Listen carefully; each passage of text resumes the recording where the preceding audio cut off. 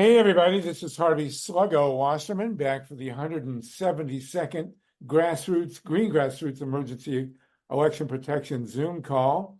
We're starting with 19 people on the line. We are just full of stuff we're going to talk about today in our pursuit of fair elections and a survivable planet. We're waiting to be joined by the great Andrea Miller, who has a couple of big things to talk about, including an incredible court case that's been really annoying, bothering, angering me and a lot of other people. A woman in Texas who dared to vote has been given 5 years probation. Well, actually, she's been in limbo for 5 years with very serious counts against her, and the courts finally have dropped that. Andrea Miller is an expert on that, and she's got some other things to tell us about election protection, which are really important. We're then going to be joined by Roger Rappaport in Michigan. We've got a new organization coming out of Michigan that we want to talk to people about in terms of producing really good copy for the internet. We also have Roger is a filmmaker and has made an award-winning film about our election process. Just won a big award here in Los Angeles. He's based, of course, in the film capital of the world, which is Muskegon, Michigan, on the west coast of Michigan. But Roger, I've known since the University of Michigan in the 1960s. And then we're going to talk about the Palisades nuclear plant. We're joined by one of the great godfathers of the safe energy movement, Carl Grossman, who has a notch on his belt from the Shoreham nuclear plant, which he was instrumental in keeping shut way back when. Great to have you with us, Carl. Also joined by John Steiner in Colorado, where I guess there's a big piece of housing legislation that's wending its way through, and maybe we can talk about that with you, John. I just want to say I hope it's snowing. We're always glad in LA when there's precipitation in Colorado. But you've had a lot, so we can't be greedy. And then in the second hour, we're joined by Jay Ponte, a great organizer and author who's got a lot to tell us about grassroots organizing. And we may be getting an update, I hope, on Julian Assange. There's always stuff to talk about when it comes to Julian Assange and the proceedings with that, and with, of course, Leonard Peltier and Mumia and Steve Donziger. So we've got a major gathering to deal with today. Myra Reeson, you've got a hand. Did you want to tell us something, Myra? Well, I'd like to ask you, Harvey, I know we have a really full agenda, but I'm hoping that you might be able to give us a little bit more information about that lawsuit against Greenpeace. Oh, yeah. Okay, that's good to, I'm glad you reminded me. I am a voting member of Greenpeace. I became a senior advisor 30 years ago. So now I'm a very, very, very, very senior advisor to Greenpeace USA.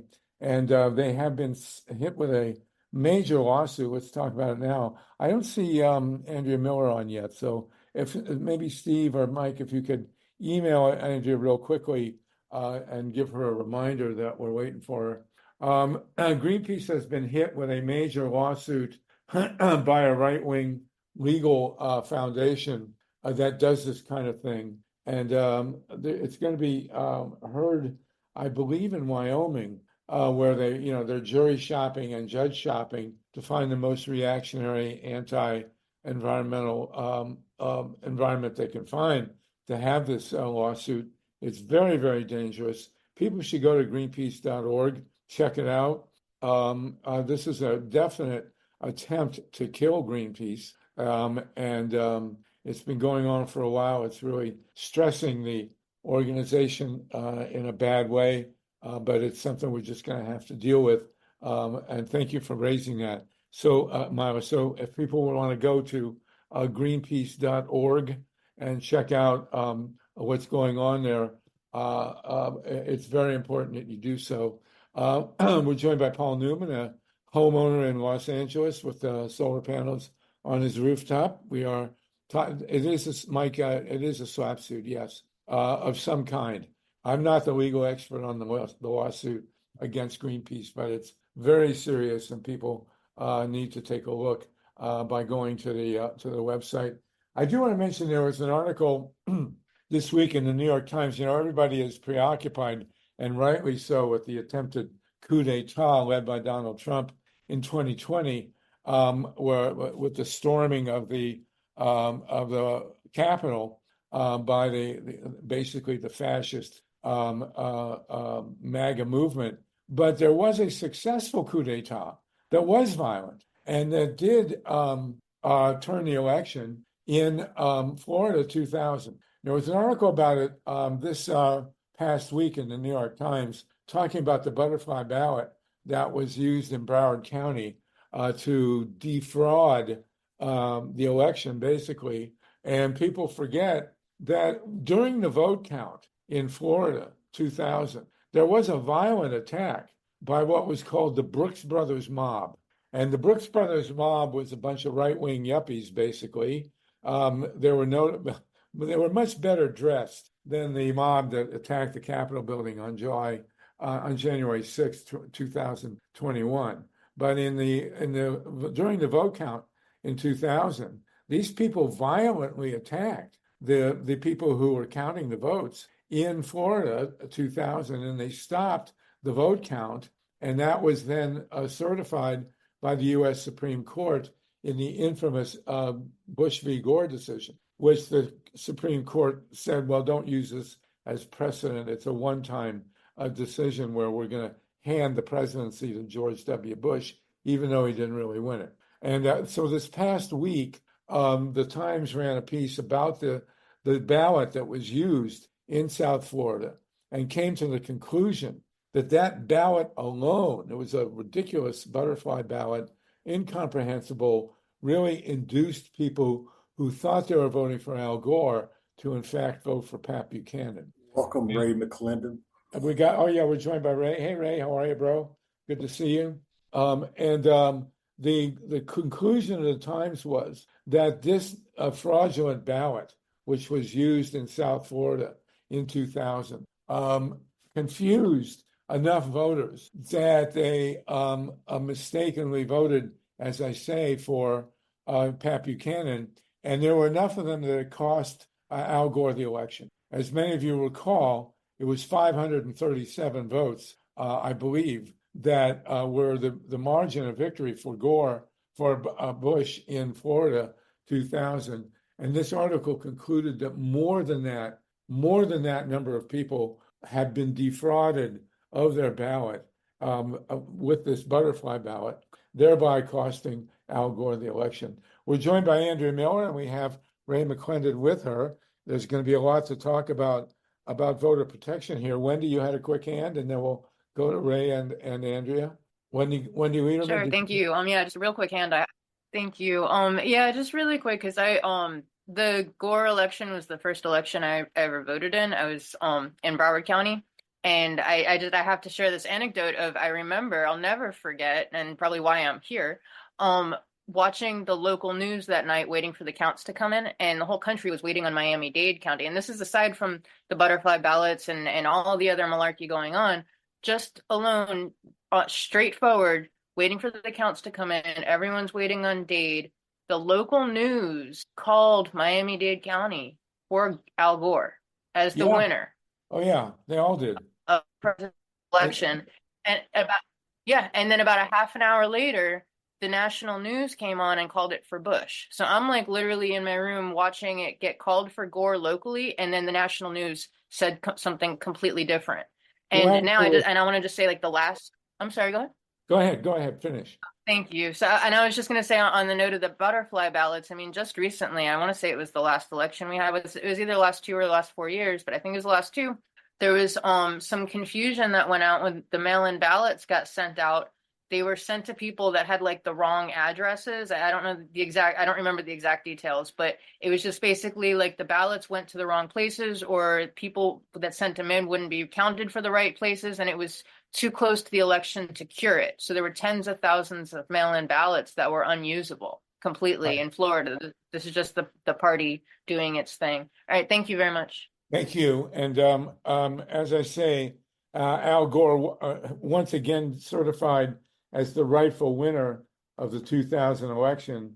Again, January 6th was actually nothing compared to what happened in South Florida 2000 with a violent attack on the people who were counting the ballots by the Brooks Brothers mob. And the legal team of the Brooks Brothers mob in Florida 2000 included John Roberts, who's the current Chief Justice of the Supreme Court, Amy Coney Barrett, and Brett Kavanaugh. All three of those current Supreme Court justices were part of the Brooks Brothers mob that flipped the election in 2000. So never forget that. Okay, we're joined by the great Andrea Miller with Ray McClendon. Andrea has got two things to talk about with us, at least. A brand new fundraising mechanism of which everyone can take note, and then still more stuff, Andrea, that this amazing horrendous attack on this woman in Texas who dared to vote, and finally, after 5 years, the courts have found in her favor. And Ray McClendon, you're always welcome to join in as well. Andrea, go ahead, please. Tell us about this funding mechanism, and then we'll talk about this court case, please. Oh, you're muted. Wait. Why? There we go. Okay, great. Harvey and everybody, it is great to see you folks. Now, we have a new fundraising platform. So if any of you are raising money, want you to notice this is one of the platforms in Wendy's notes. So what I'm going to do is just share my screen. This is a program that is called Give Butter. Now, why am I so in love with Give Butter? Oh, there are so many reasons. Let me count them. Number one, Give Butter allows you at any point in your fundraising to announce there is a match. One of the other programs we use, Class E, which costs us $8,500 a year. We have to say it's a match at the very beginning. We can't turn it on after the fact. So we know that a couple more matches are coming. Next, you can do peer-to-peer fundraising. What is that? Other people can raise money for you. Now, we haven't launched this. We just had a big peer-to-peer fundraiser end on the 29th. This will launch later this week. So this is what it looks like. The team members who are raising funds. And here's the biggie for us. The big one for us is some of our donors have their own funds or they donate through donor advised funds. I'm not really going to donate $1,000 and I don't need to write a message. Any kind of money this system can take. Now, since it's free, they make their money by begging for tips, very much the way ActBlue does. But it takes Google Pay, it takes credit card, Venmo, PayPal, Pay with ACH, donor advised fund, or people can indicate they want to mail a check. I've gone to events in California where people just give me cash. It can take cash as well. So it is a beautiful platform. And when we do our gala, we will be able to swap out this image and literally show text to donate and a QR code. And then as the donations come in, they will use this as the broadcast screen. So absolutely, positively love this. If you are looking for a fundraising platform, the best support I have ever encountered on any program I have ever used in my life. So love it, love it, love it. This is Give Butter. So anybody, if you would like to be a fundraiser for us, we are planning on reaching 18 million. We're probably going to change this instead of Black voters to BIPOC because we are talking about doing Hispanic voters in Texas. So the number will still be 18 million. We reached 14 million BIPOC voters in 2020. So we've got to be bigger and better than that. And now one last quick thing. I'm not even going to put it in present mode. Texas, home of Crystal Mason. We are going into Texas. Now, Texas only has 1.3 million Black voters, and they make up 7.8% of the registered voting population in Texas. We know when we add the Hispanic voters, those numbers are going to get bigger, and we will end up with about 35% of the voters in Texas. Now, our counties are probably going to remain the same. So you can see Harris, Dallas. Obviously, everybody knows Houston is in Harris County and Dallas is Dallas. I want to show you just very, very quickly some numbers. The first and only time we ever worked in Texas was in 2020. And then I just got these numbers. These are the Black voters who showed up to vote. So in 2016, the previous presidential year, 157,000 Black voters showed up. 2018, it dropped. We would expect that for the midterm. In 2020, when we did work in Texas, 210,825, all those large counties, we were working there. Again, we were working remotely. 2022, we did not work in Texas, and that number came down lower than 2018. So what we do in terms of our outreach to Black voters really and truly does work. So Harvey, thank you for giving me the time. I'm going to yield back and answer any questions if people have them. Otherwise, I will let you get on with your program. Oh, yes, I see Mike Hurst going, and Andrea was on The View. All right, let me give you that link. Right. Yes. Yeah, Andrew was on The View. Everybody should look. It's fantastic. Really great. And here's the View link. People have been bugging me about it all day. So I just keep it up so I can go, all right, yeah. So, oh, goody. I love questions. Mila and then Ruth. Please, go ahead. Myra and then Ruth. Yeah, Andrea, well, I'm really intrigued by this Give Butter fundraising website application. And I'm wondering if, in terms of, I'm thinking about Pacifica Radio, Harvey and I are both on the national board. And I am wondering if Pacifica were to use this, would they be able to keep a record of who donated and when they donated? Is that part of? Yes, that's the whole idea behind using Give Butter. You have people who step up to fundraise. You can have individuals, you can have teams. Most of the people on my page are members of my board or their advisors. And then there will be some other miscellaneous people.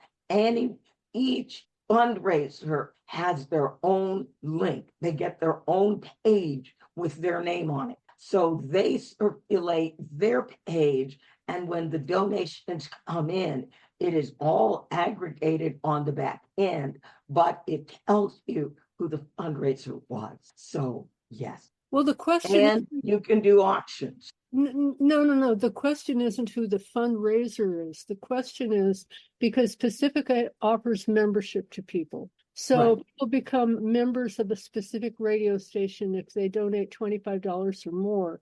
Would you be able to track it to make sure that you know who has given 25 or more so that they would then become members? Yes, that is the most basic function of any fundraising system.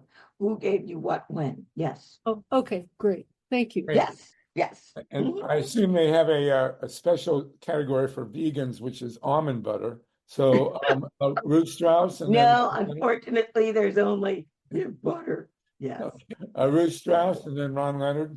Yeah, Andrea, either you or Ray or any other voting guru on this call can answer this. This isn't quite related, but it's still important. There have been so many crooked things that have gone on with the vote that, I'm forgetting an old term that used to be important, which was caging voters. Yes. Can you remind me about that and if we are doing anything or what we should be doing or whatever? I'm taking advantage of your and Ray's being here. Thank you. All right. Well, Ray is going to get that one because I don't remember the term caging. I know it's there. I used to do a lot of work around it, and I'm going, oh boy, I don't remember. So I'm going to push that over to Ray, and Ray can go look it up and go, yes, caging is. What we try to do is identify what are the potential problems voters are going to run into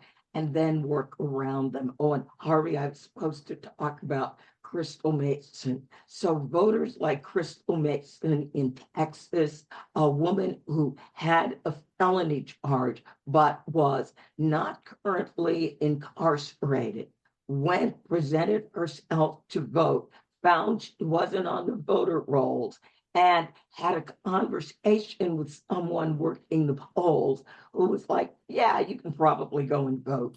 And so she read the information and she was like, okay, I think I'm okay. And she voted.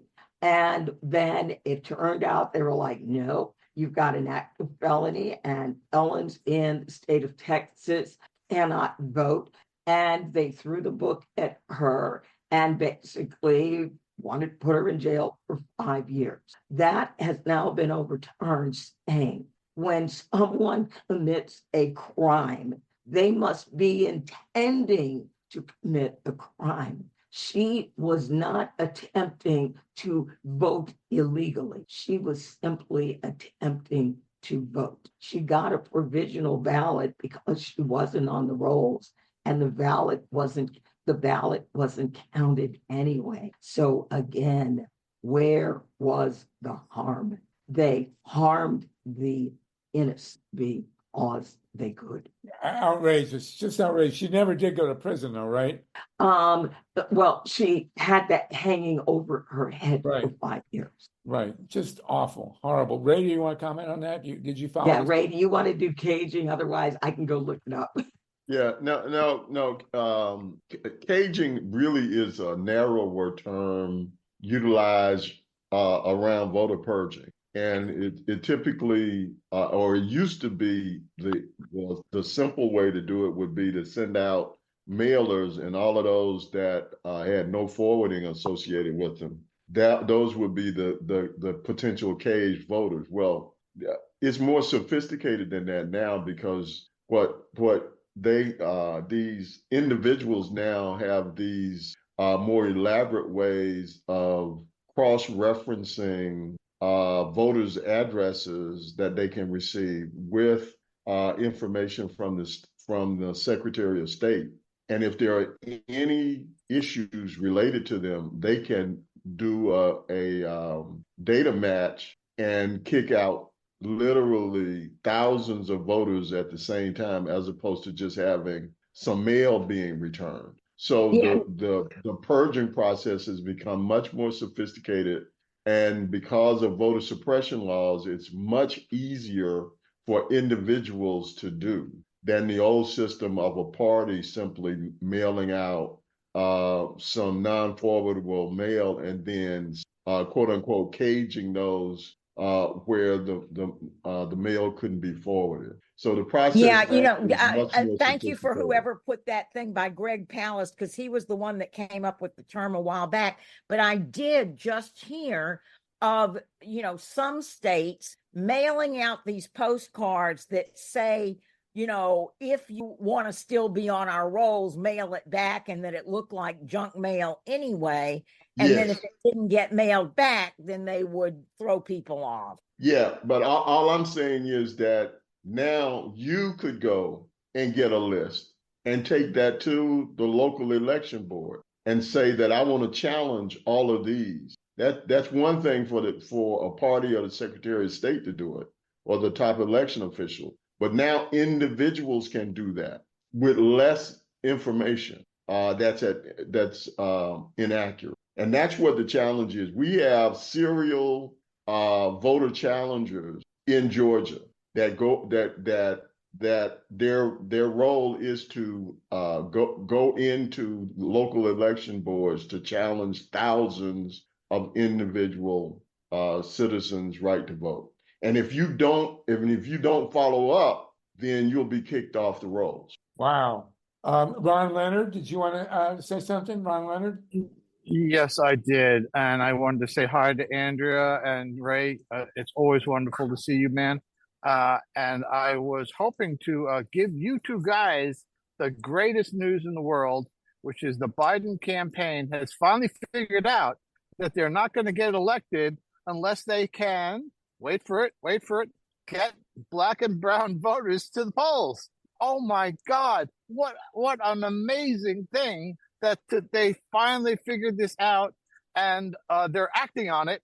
And you know how they act on things not all that well. But so I'm hoping that you, Andrew and Ray and others can get involved with the new revelation that the Democrats really do need to have black and brown voters and go out and vote.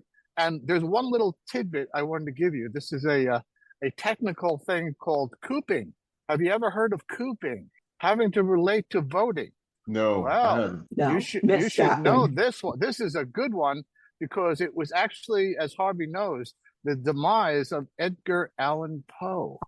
And what it was is the person who would go out and vote and do his duty, when he exited the polls, they would hand him a big glass of the cheapest liquor that they could possibly give people for free. And unfortunately, Edgar drank it. And that was his last day at the voting polls. Well, amazing stuff. And thank you, Ron, for that. I can't resist, since you were on The View, I have to tell a really bad joke. Andrea and Ray, a Jewish woman has a son, and she wants him to marry a Jewish girl, and he keeps bringing home non-Jewish women. And finally, he calls up his mother and says, "Mom, I'm getting married, and her last name is Goldberg." And the woman says, "Whoopee." And he says, "Oh, you know her." There you go.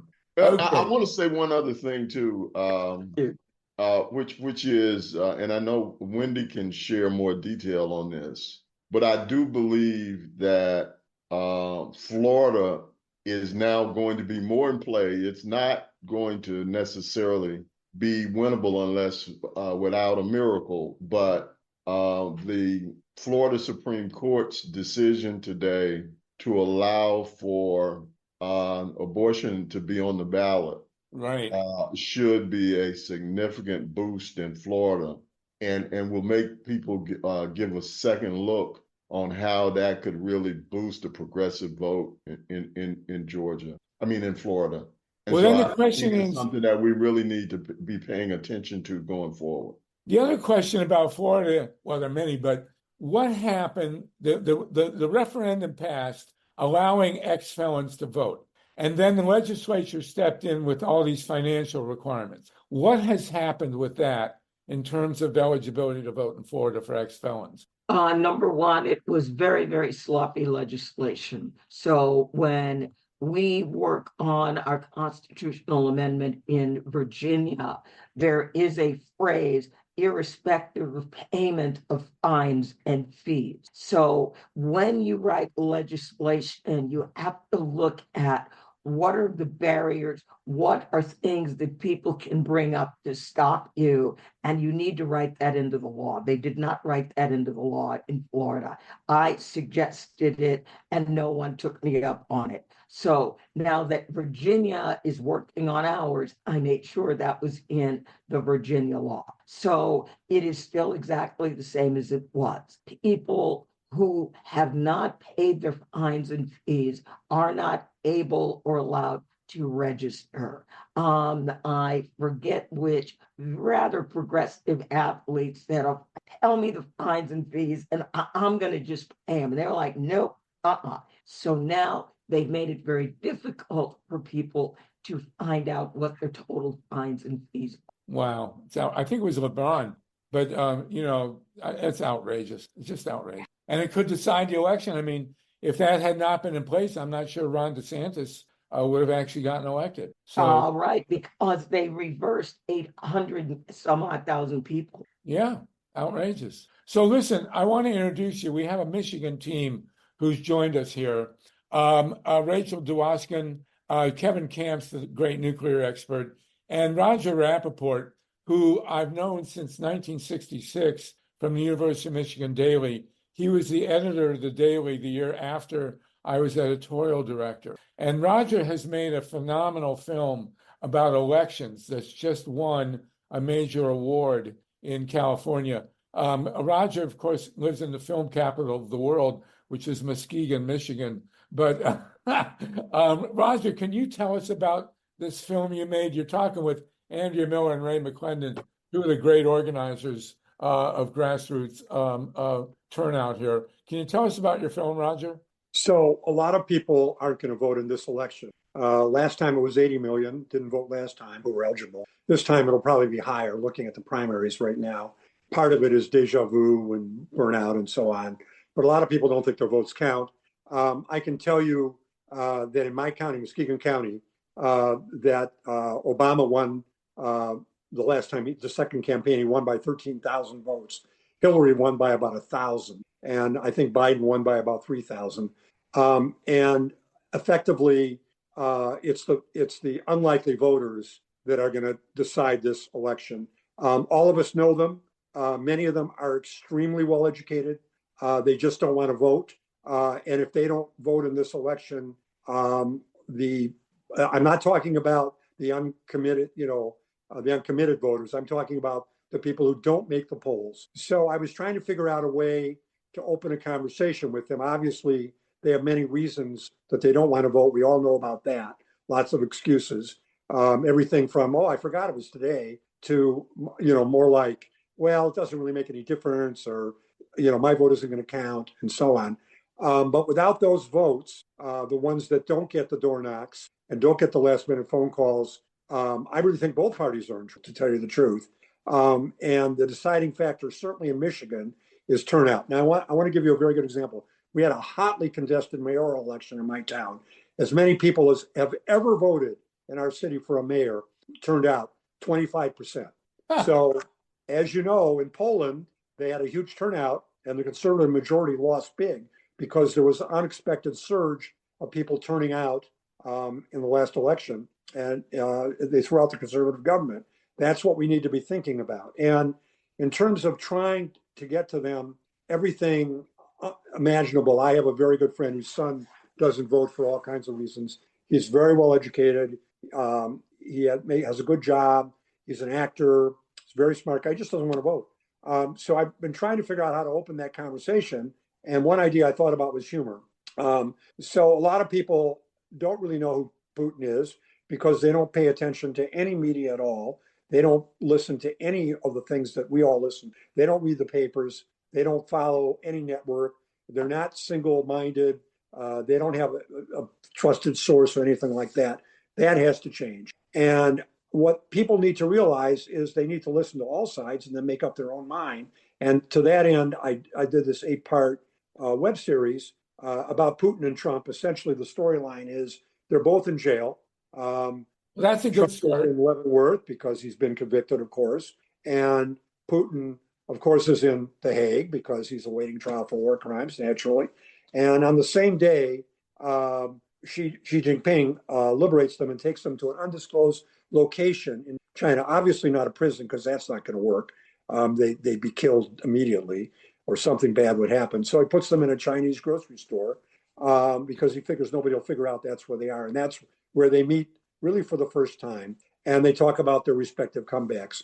And the point of this is only to try to get people to listen to a, quote, non-political thing, what it would be like for the two of them to have a chance to really talk it out. Remember, they've only really met like in Finland, highly couple of hours. They had a few phone calls. They don't really know each other. They've never really hung out. So this is really their opportunity to talk Okay. through their respective careers. Now, I'm not expecting everybody to watch this, but the idea is this opens the conversation to what it would be like to have, the two of them talking through their respective plans for a comeback. Now, regardless of how anybody in this group or anywhere else sees this, whether it's this video or something else, I think it's fair to say that of the millions of people that are going to vote, if all of them just called one person they knew that literally has decided they're not going to vote and said, listen, I just want you to start doing your own homework. Don't worry about one trusted source. Don't listen to me. Just here are some things, read John Bolton and then read something by Trump. I swear, if anybody read one chapter of John Bolton's book, they would probably go to the polls. I'm not kidding. That's the problem. Roger, you have a series. Can you put the link to the series in the chat?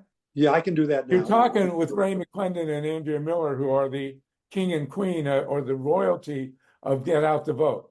So, and these are the great heroes of the Georgia Miracle. So I want you to be in touch with them. Roger's made a number of films. He's a truly great journalist. And if you'll put the link to your work in the chat, that would be great, Roger. That's great. I'll do that. Yeah. Also, you are in Michigan, and you're working with Rachel Dewaskin here, who's joined the call. Right. And you have what is your project here in terms of your writing project here? Because I wanted everybody to hear about this. Rachel and Roger, can you put Go ahead, Rachel. the link in? Hi. Okay, Rachel, go ahead. Thank you for having me, and thank you guys for the brilliant radical work that you're doing. I'm so glad to be in this room. I'll be super brief. Our organization is called Writers for Democratic Action, and we're a sort of scrappy group of writers who formed as Writers Against Trump in 2020 to avoid hideous electoral outcomes and to mobilize literary communities in every state that we possibly could. Across America. So we now have 3,000 plus members. We have hundreds of bookstore and library partners. And what we do is work in communities with community organizations that already exist to protect civil liberties and to fight censorship. We're on the front lines of the, book banning battles in Michigan and elsewhere. I'm obviously in Chicago. I'm actually in Illinois, but I'm from Michigan. And since on our steering committee, which is entirely volunteer, we actually don't have anyone from Michigan. I'm chairing the Michigan State Committee. And one of our projects is called It Can't Happen Here. And this is the project that we're hoping you'll all participate in. Basically, in 1936, there was an agitprop play adapted by Sinclair Lewis based on his, Nobel Prize winning novel, It Can't Happen Here.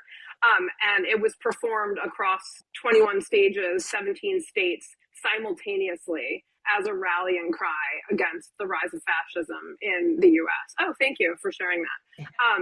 And we decided at WDA to make an homage to that project. And what we did was we wrote collaboratively a 28-page script. So it can be done in under half an hour.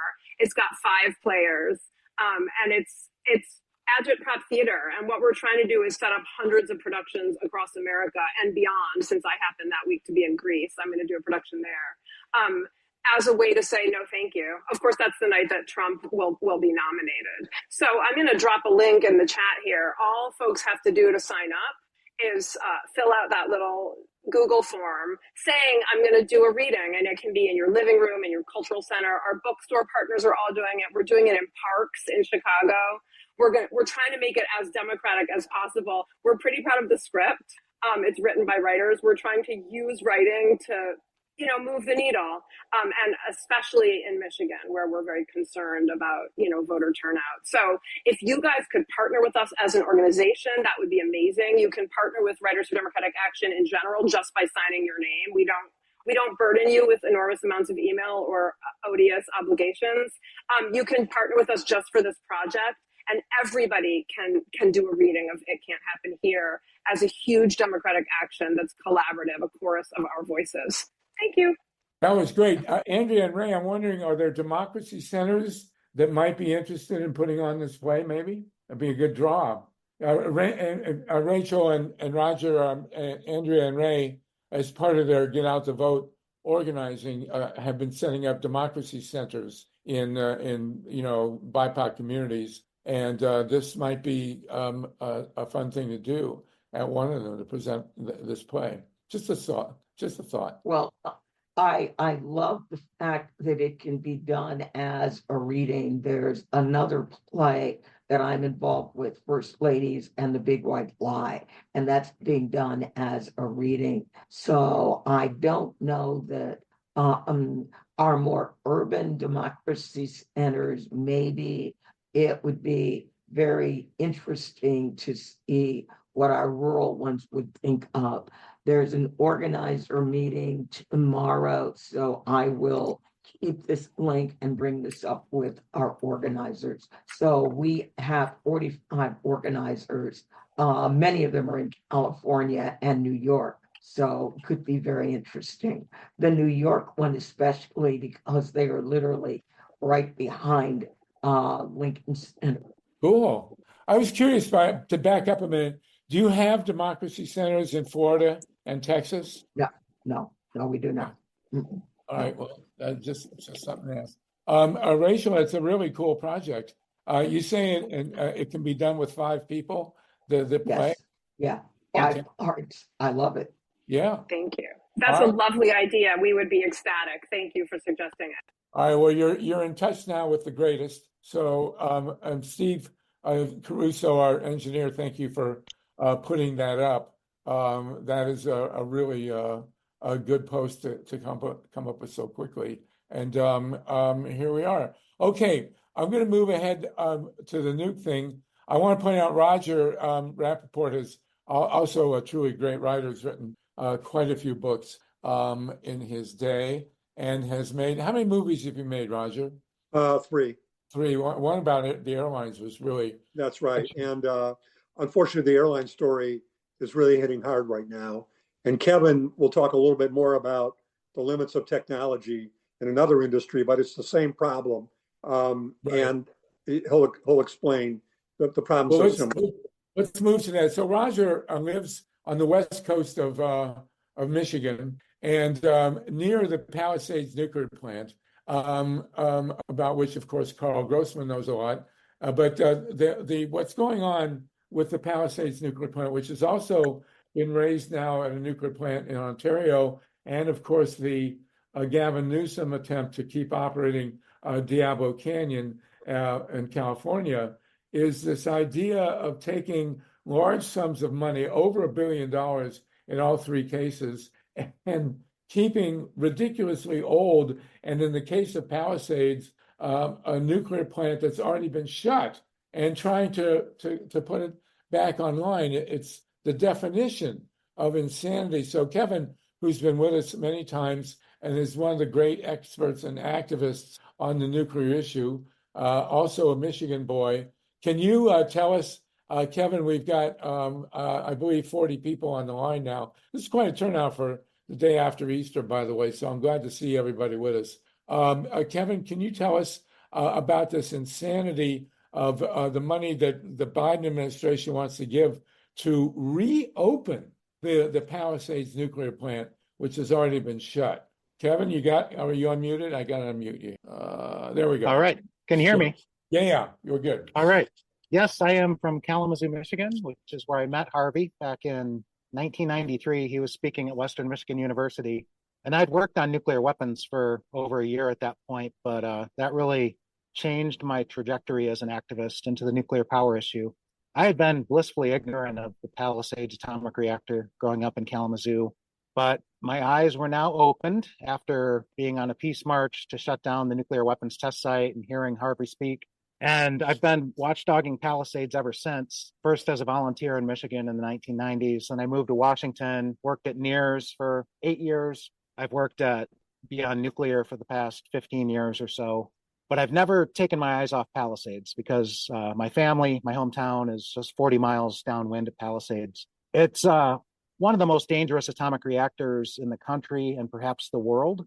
We breathed a huge sigh of relief when Entergy closed it on May 20th of 2022, but we were nervous because the governor, Gretchen Whitmer, a month earlier had floated a trial balloon to not let it shut down. And little did we know that the new company coming in to supposedly decommission it, Holtec, we knew enough about them to know it was a really bad idea, but we didn't know what they were up to. Behind the scenes, they took ownership on June 28th. That was public knowledge. A week later, secretly, they applied to the US Department of Energy for many billions of dollars in restart bailouts. And they would not make that public until September 9th of 2022, alongside Governor Whitmer. They also, even before Whitmer floated the restart trial balloon, we call it the zombie reactor restart. The CEO of Holtec, Krishna Singh, had floated a trial balloon like he'd already done at Oyster Creek, New Jersey, to, let's decommission this nuclear power plant and then replace it with new small modular reactors on the same site. So he'd already floated that in early April of 2022. September 9th, they went public on the restart. They admitted the existence of the bailout application, but no details were provided, no documentation. We finally got a hold of it. It was dated July 5th, 2022. We finally got a hold of it. We did a press release last October. It's pretty astounding, hyperbolic language in there. They see Palisades, the restart, as the line in the sand for the nuclear power industry. No more shutdowns. No more shutdowns in the United States. No more shutdowns globally. We're going to turn this around as an industry, and we're going to start at Palisades. So they call it a shining talisman for the global nuclear power industry. So how much is this shining talisman of Holtec's going to cost? Well, the other day, the Energy Secretary and Governor Whitmer showed up at Palisades. Roger was there so he can give some inside the room details. But what was announced by the Energy Secretary was a $1.52 billion loan from the U.S. Department of Energy for this restart scheme. The state of Michigan under Whitmer has already approved $150 million. Holtec wants another $150 million. So that would be $300 million from the state, $1.52 billion from the Department of Energy, $1.82 billion. It's but the tip of the iceberg. I've been trying to follow all their bailout requests for the past many months. What I've got it at right now, accounted for, documented, is $15.7 billion all told.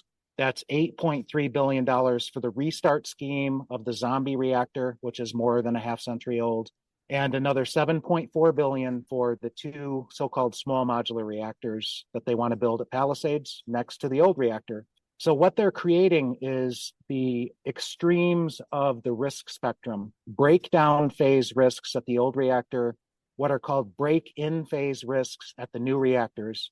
We just observed the 45th annual commemoration of the 3 Mile Island Unit 2 meltdown in Pennsylvania in 1979. That was a brand new reactor. It had only operated for some months.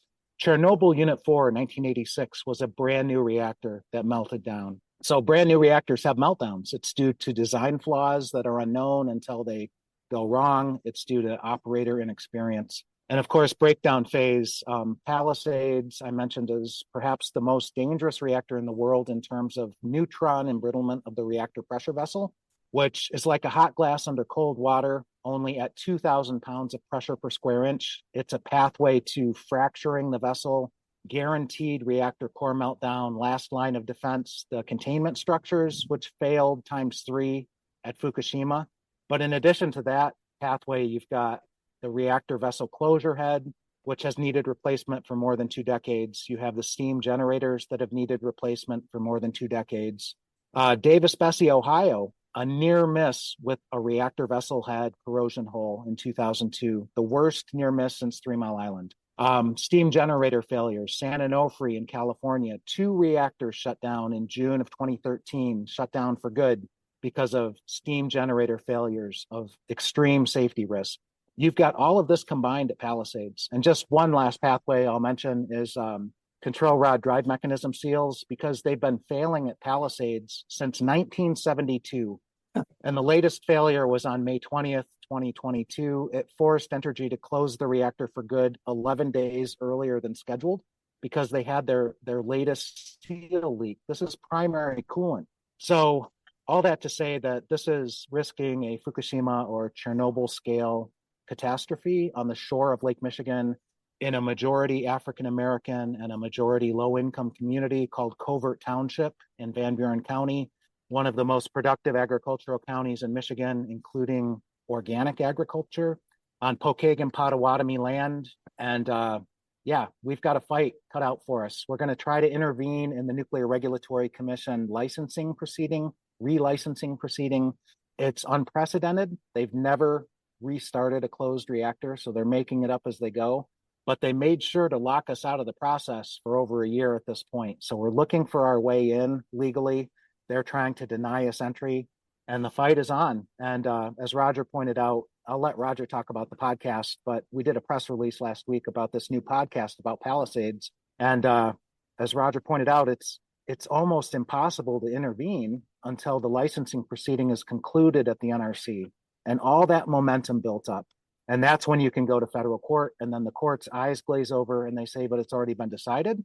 And that's been our experience for decades with these matters. So the writing is on the wall. We're going to have to figure out how to turn this around. And it's a collaboration, a conspiracy involving the energy secretary who works for the president, the governor of Michigan, similar in California, the state legislature, the nuclear power industry. And I'll just close with this. The Japanese parliament did a root cause investigation of Fukushima Daiichi and determined that the cause of the catastrophe was collusion between the safety regulatory agency, the company Tokyo Electric, and government officials. And we have collusion like that in spades at Palisades, if not worse. So we're really in great peril.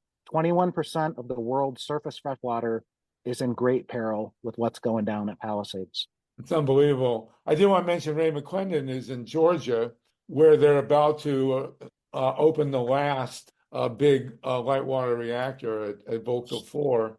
And they're only $20 billion over budget at Vogtle 4, but that will be the last big reactor in the United States. I think if forever. There are no more under construction. So now what we're looking at is this complete insanity here of taking a reactor that's been shut for 2 years, right? It's been shut for 2 years, and they're going to restart it. It's like you have a car in your front yard on blocks for 2 years, and then you go out and try and refire. I mean, it's completely insane. Let me go to Myla Reeson and then Carl Grossman. Myla, go ahead. Oh yeah, this is just horrifying. I'm wondering, Kevin. We've heard in terms of the licensing or relicensing process that supposedly it's normally a 7-year process, and I'm wondering, are they somehow attempting to shorten that time frame? What are they? When are they expecting the NRC to make determinations about restarting this horrible zombie, dangerous, decrepit reactor? And I also have a question about the steam generators, but do you want to start there? Yeah, so the situation at Palisades is that they had a license in the beginning from 1967 to 2007. That was the initial 40-year license. The company at the time, Consumers Energy and the Nuclear Regulatory Commission, actually passed a 4-year extension, which I think is unique in industry, secretly before we knew about it. So now it was a 44-year license, 1967 to 2011. Then they wanted 20 more years out to 31. And we fought that really hard around 2005, 2006, 2007. We got steamrolled. Our main safety objection was the embrittlement of the reactor pressure vessel. One anecdote from that experience, we had a retired NRC whistleblower on embrittlement named Dimitrios Bazdikis, who was retired from NRC. He was working with our team until the NRC Office of General Counsel, opposing us, met with him without our presence, ex parte communications with our expert witness, threatened him that he would lose his pension, he would go to prison, and he would have to pay a huge fine if he continued to work with us. It was a bogus threat, but it worked. They forced him off of our team. We lost that proceeding. Palisades is now licensed out to 2031. But the problem is Entergy relinquished the operating license. They do not have an operating license. They're trying to get it back now through all these shenanigans. And we just learned recently that Holtec has made moves to apply for an 80-year license, 2031 to 2051. So they're joining a small number at this point, a half dozen or so reactors in the country that are seeking these 80-year licenses. So we're battling multiple license amendment requests. We're battling exemptions. We're battling this supplemental license extension. It's all happening at the same time. That's what's going on with that. Geez, So that's my mind-boggling. follow-up, Harvey, I'm sorry if I can just, I was just curious because I thought that I heard you say that there were similarities between the generator problems at at San Onofre and the generator problems at Palisades. Did you say that? And Mhm. I'm Yeah. not. What are the similarities Yeah. there?